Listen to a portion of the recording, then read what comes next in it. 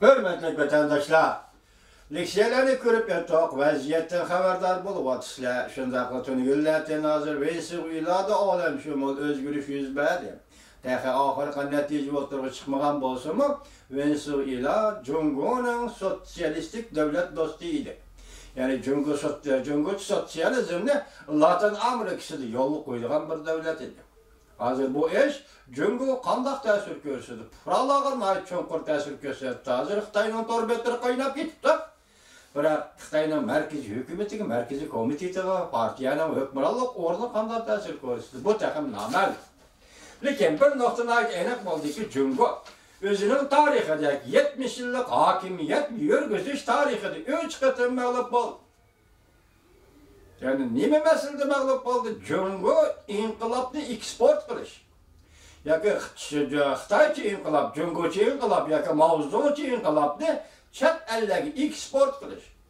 Birinchi qatim 1965-yili Jungo Indoneziyada Oydet rahbarligida kompartiyaning siyosiy o'zgarish qilishi orqali va ular qurol yetkazib beribdi. Qurol yetkazib berib, harbiy ishlar o'zgarishi qilishga qurolli harakat qilishga kuch ko'rtib mag'lub bo'ldi. Ikkinchi qatam Kambodsiyada Langlo Shilimada hukumatini qo'llab, oxir uni Kambodsya xalqini qirg'in qilishiga sabab bo'lib, yo'l ko'rsatib, Vyetnam aralashdi, keyin Amerika Qo'shma Shtatlar hukumati aralashdi. Jungo hukumati Jungo kompartiyasining inqilobni eksport qilishi Kambodsiyada Borbot hukumatining qo'li bilan mag'lub bo'ldi. Bugun endi ko'raverishga bo'ladiki, Jungo hukumatining eksporti, ya'ni sotsializmni eksport qilish, Jungocha andizini eksport qilish, Latin Amerikasida bir yerni egallab o'ldirish, bu orqali Amerika Qo'shma Shtatlarga tahdid solishdan iborat bu strategik plani hozir Venesuelada mag'lub bo'ldi. Buning natijasi o'g'in chiqdi. Bugungi vaziyatda endilikda hozir eng nozik masala. Birinchi ayning 30-31 kunlari Amerika Qo'shma Shtatlari bilan Jungo Xalq Jamhuriyati o'rtasida yana savdo suhbati o'tkazildi. Buning uchun hozirgacha Jungodan hozirgacha boshqa xabar chiqmag'achqa hozirgacha deymiz. Savdo suhbat vakili Mao vazir Liu yetib keldi. Amerikada suhbat boshlanadi. Nayt halqalar boshqa tuqolari ko'plab nim dedi. Intayin buyum bu qatimqa suhbat belgilash qimmatiga ega. Shunday vaqtlarda hozir biz Amerika Qo'shma Shtatlarining Jungo siyosatidan uchiqlab kelayotganligini ko'rdik. Oshkorlanib o'tirib chiqayotganligini ko'rdik. Konkretlashayotganligini ko'rdik. Diplomatik yapma gaplar, diplomatik yo'shurullik, diplomatik mahmiyatlik, diplomatik o'zini tutib olish, diplomatik iboralarni, belgilangan iboralarni so'zlashdan olqib chiqib, Amerika Qo'shma Shtatlarining Jungo qaratgan siyosatida zo'r o'zgarish bo'ldi.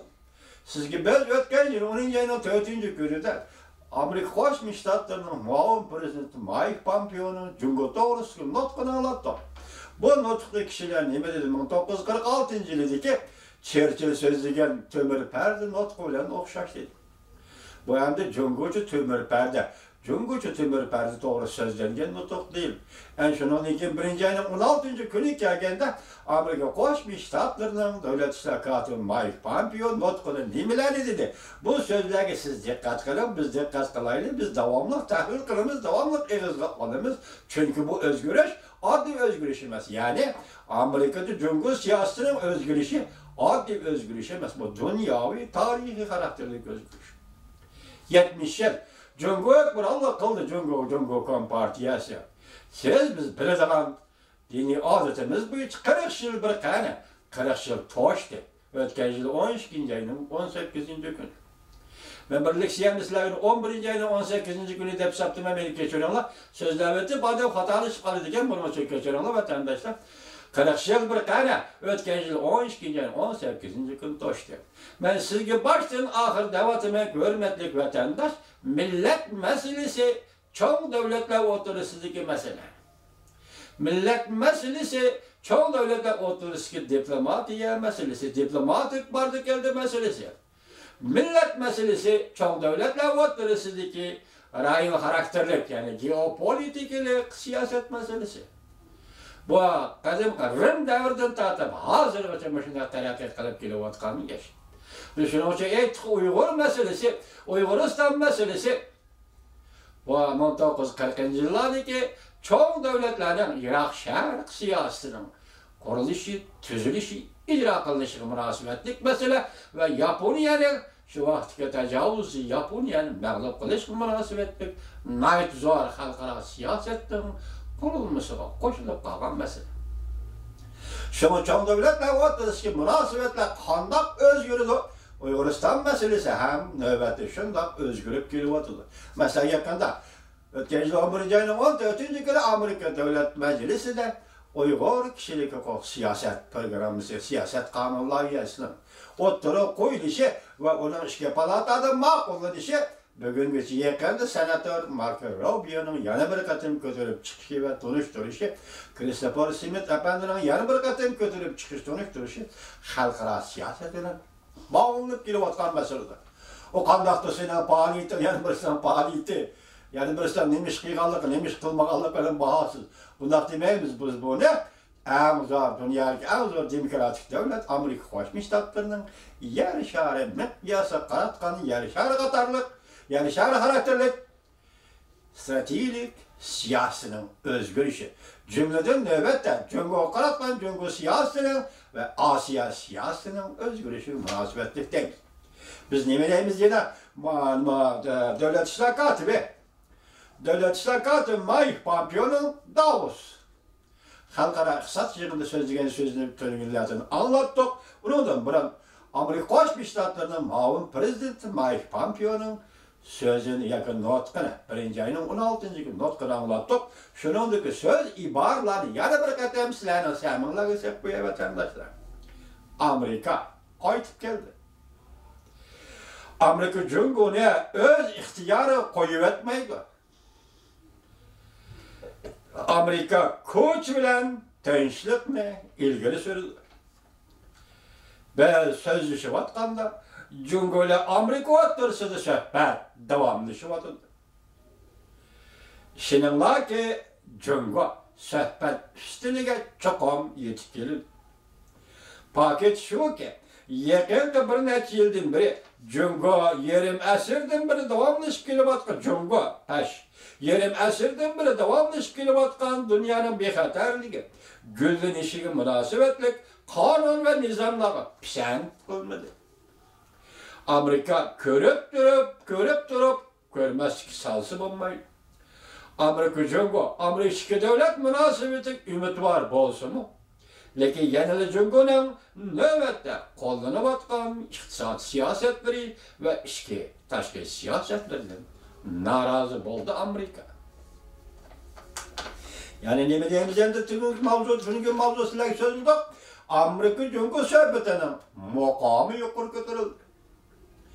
Amerika Qo'shma Shtatlarining davlat shakati Mike Pompeo Davos yig'in nutq so'zlab Jungoning Amerikacha demokratiyaga bo'ysunishini talab qildi. Demak bu konkretlik yoki siyosatdan oshkorlanish yoki taglikning asosini Jungo tarafiga topshirish deb ma'qullanadi bu. Bu maqol bu nutqda nima deyildi? Mike Pompeo davlat shakati Mike Pompeo nima dedi? Agar suhbatni muvaffaqiyat qozonishga erishtirmoqchi bo'lsak, Amerika intayin qiyin shartlarni qo'shib chiqarish kerak. Ya'ni Jungo savdo tijorat masalasida va demokratiyalishish masalasida Amerikaning talablariga bo'ysunishi lozim. Bu ham Amerika Jungo munosabatining kelgusi taraqqiyoti bo'ysunish zarur bo'lgan prinsiplarning biridir. Xo'sh, vatandosh, siyosatlar uchirildi. Siyosatlar oshkor bo'ldi. Amerika Qo'shma Shtatlarining Jungo qaratgan Jungo siyosati oshkor bo'ldi. Demak, sen demokratiyani qabul qilasan. Demak, sen prinsip, savdo tijorat prinsiplarini qabul qilasan, odil bo'lishni qabul qilasan. G'arbga Amerikacha demokratiyani qabul qilasan. O holda bu yo'l ochiq. Agar qabul qilmaysan, boshda so'zladik, Amerika Qo'shma Shtatlarining prezidenti sirab har qanday kelishim imzolash qo'shilmaydi. Demak, bu yerda Larry Kudlowning iqtisod masalalari kodlarının tekrarlığını Leytizer, Saudi vekili Leytizer'in tekrarlığını kurulma karakterlik özgürlük. Yaka bunu tüp mənisi Mike Pompeo halkara sahneden Davos şehrinde uç oturup yok devlet işler katı Mike Pompeo ne mi dedi? Amerika demokratiyani kabul kıldı. Sizin kütkinimiz, benim kütkinim şu emas mı dostum? Bir yerde iki şekli var. Bir demokratik devlet tüzüm şekli. İkincisi mustabet diktatör devlet tüzüm şekli. Demek bu demokratik devlet tüzüm şekli sizi üçün faaliyet kılışkı imkaniyet doğul deydigen gap. Hazır sizde bunda imkaniyet yok. Hazır Uyguristan'ı yokutuş, Uyguristan'ı ebedi egelleşkin, Uygur'unu kazılaş, Uygur'unu yokutuş, Uygur'unu yaşarını öçürüştün, küreş kılıbatıdır Xitay. Bizim 2 milyondan artıq perzent balacaqı ata-analarımızdan hamısını hazır törmüge yığılışın daha qırğın nəzərbənd qıldı Xitay. Demek bir yerde millet sütünü yokutuş. Devletini milletke bağlap durup yokutuş yani Uygur devletini. Ben başta ettim ki siz devlet ilgisiz, devletin ilgisizsiniz. Devletimiz var milletsiz, devletim yok demek hata akmaydı bu sefsete. Siz fakat müstemdeki bulup bağlan devlet. İlgilik hukukumuzu yarattınız. Bugün katta ilgilik hukuku eğer köreş kılışını bilsiniz, kılarsınız, ilgilik hukukunu koldu keltirirsiniz, devlet degen şu degen. Şuna hazır, bu şunda qarab kelgende, siyaset özgürlük müşahit kelgende, biz sizlerge tahlil kılıvatımız, düşendirvatımız, vaziyetini anlatıvatımız, hürmetlik vatandaş. Endi gep arlıqda bir leksiyada sizler insanlarda var, nimi degen tok? Tayvan boğazda 2019 yıl hiç qandaq